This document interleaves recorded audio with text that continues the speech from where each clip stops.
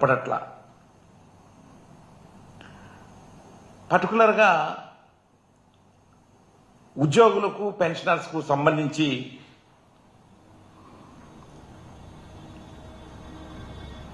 బడ్జెట్లో మరి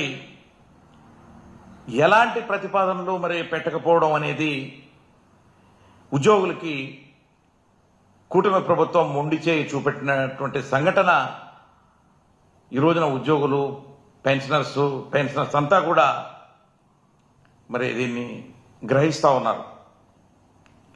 ఒక్క విషయం కూడా మరి ఆనాడు ఎన్నికల సమయంలో ఇచ్చినటువంటి మేనిఫెస్టోలో విషయాలు కానీ సభలలో ఇచ్చినటువంటి హామీలు కానీ ఏ ఒక్కటి కూడా పొందుపరచకపోవడం అనేది ఉద్యోగ వర్గాన్ని కలవరపరిచింది అని చెప్పేసి కూడా నేను ఈ సందర్భంగా తెలియజేస్తా ఉన్నాను.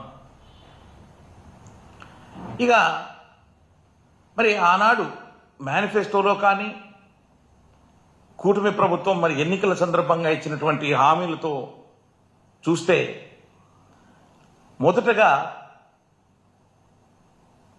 సిపిఎస్ విధానంలో ఉన్నటువంటి ఉద్యోగస్తులని అదేవిధంగా సిపిఎస్ను జిపిఎస్ను పునఃసమీక్షించి ఒక ఆమోదయోగ్యమైనటువంటి పరిష్కారాన్ని మేము చేస్తామని చెప్పేసి ఎన్నికల సమయంలో చెప్పడం, దాని ఊసే నేను ఎత్తట్లా.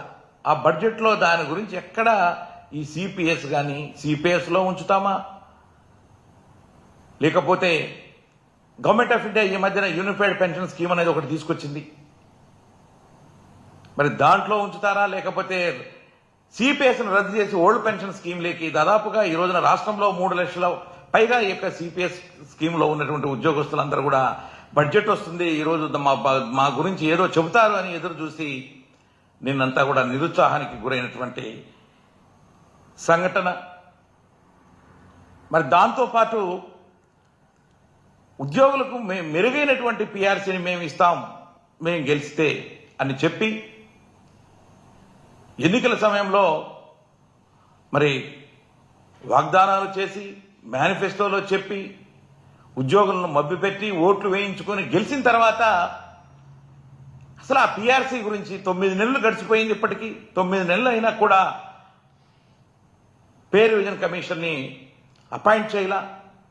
అపాయింట్ చేస్తే దాని గురించి మరి బడ్జెట్లో ఏమన్నా పెట్టారా అంటే బడ్జెట్లో పెడతారు, పిఆర్సీ మనకు వస్తుంది అని ఎదురు చూస్తున్నటువంటి ఉద్యోగ వర్గం అంతా కూడా విస్మయానికి గురయ్యారు. నిన్న చూస్తూ ఉంటే ఎక్కడా కూడా ఆ పిఆర్సీ అనే మాట ఎత్తలేదు. అంటే మీరు పిఆర్సీని అపాయింట్ చేస్తారా, లేకపోతే అసలు చెయ్యరా, పిఆర్సీ ఇస్తారా? మరి ఎన్నికల సమయంలో మీరు చెప్పినటువంటి మేనిఫెస్టోలో విషయంలో ఏమైనాయి అని చెప్పేసి కూడా ఈ రోజున ఉద్యోగులంతా కూడా ప్రశ్నిస్తున్నారు అని చెప్పేసి కూడా నేను ఈ సందర్భంగా తెలియజేస్తున్నా. ఆ యొక్క బడ్జెట్లో దీని ప్రస్తావన లేకపోవడం అనేది మమ్మల్ని చాలా బాధించింది అని చెప్పేసి కూడా నేను ఈ సందర్భంగా తెలియజేస్తా ఉన్నాను. అదేవిధంగా మధ్యంతర భృతి, ప్రభుత్వం వచ్చిన వెంటనే మేము మధ్యంతర భృతిని ఇస్తామని చెప్పారు, దాని ఊసే లేదు. దానికి సంబంధించి కూడా బడ్జెట్లో ఎక్కడ కూడా ఈ యొక్క మధ్యంతర భృతి ఉద్యోగస్తులకు సంబంధించి అసలు ఉద్యోగస్తులకు సంబంధించి ఏ విషయమో మెన్షన్ చేయలేదు.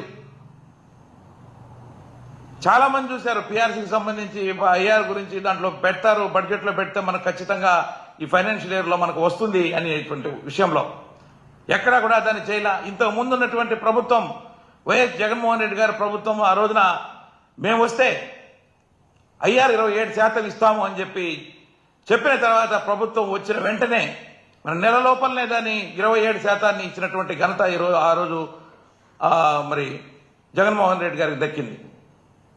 అదే ఈ రోజు ఉన్నటువంటి కూటమి ప్రభుత్వం ఇచ్చినటువంటి హామీ మరి వచ్చిన వెంటనే ఇస్తాము ఐఆర్ అని చెప్పిన తర్వాత ఇంతవరకు దాన్ని ఊసే ఎత్తకుండా ఏమి చేయకుండా బడ్జెట్లో పెట్టకపోవడం అనేది చాలా బాధాకరం అని చెప్పేసి కూడా నేను ఈ సందర్భంగా తెలియజేస్తా ఉన్నాను. అదేవిధంగా మేము 1వ తారీఖునే శాలరీస్ పెన్షన్స్ ఇస్తాం ఉద్యోగస్తులకి పెన్షనర్స్కి అని చెప్పడం, మొన్న కూడా ముఖ్యమంత్రి గారు మరి సభలో మాట్లాడుతూ శాసనసభలో మాట్లాడుతూ చెప్పారు, ఉద్యోగస్తులందరికీ మేము వచ్చిన తర్వాత 1వ తారీఖున శాలరీస్ టెన్షన్గా ఇస్తున్నాము అని చెప్పేసి. వచ్చిన తర్వాత 1 నెల మాత్రమే జీతాలు పెన్షన్స్ సకాలంలో 1వ తారీఖున ఇచ్చారు. కానీ ప్రతి నెల కూడా మిగతా 8 నెలలు అంతా కూడా 6-7 తారీఖులు అవుతా ఉన్నాయి శాలరీస్ కానీ పెన్షన్స్ కూడా. ఈ నెలలో కూడా ఈరోజు 1వ తారీఖున ఇంతవరకు కూడా ఉద్యోగస్తులకి పెన్షనర్స్కి పెన్షన్ కానీ అదేవిధంగా శాలరీ కానీ పడలేదు. ఎందుకు అలా అబద్ధాలు చెబుతున్నారు వీళ్ళు మేనిఫెస్టోలో చెప్పింది చేయకపోవడము, హామీలు నెరవేర్చలేకపోవడము, దాన్ని మళ్ళా అబద్ధాలుగా చిత్రీకరించి చెప్పడం మేము ఇస్తున్నామని. ఇవన్నీ కూడా అన్ని అబద్ధాలు చెబుతున్నట్టుగా అనిపిస్తా ఉంది. దాదాపు ఉద్యోగస్తులకి 30,000 కోట్ల రూపాయలకు పైగా ఈ రోజున ఉద్యోగస్తులకు రావాల్సినటువంటి బకాయిలు ఉన్నాయి. ఆ బకాయిలు కూడా ఈ యొక్క బడ్జెట్లో ఎక్కడా కూడా మెన్షన్ చేయలే. ఉద్యోగస్తులకి 30,000 కోట్ల రూపాయలు ఇవ్వాలి, వాళ్ళ సొమ్మది, వాళ్ళు దాచుకున్నటువంటి జీపీఎఫ్, ఏపీజీఎల్ఐ ఉంది, అదేవిధంగా రిటైర్మెంట్ బెనిఫిట్స్ ఉన్నాయి, అదేవిధంగా సరెండర్ లీవ్స్ ఉన్నాయి, అదేవిధంగా మెడికల్ బిల్స్ ఉన్నాయి,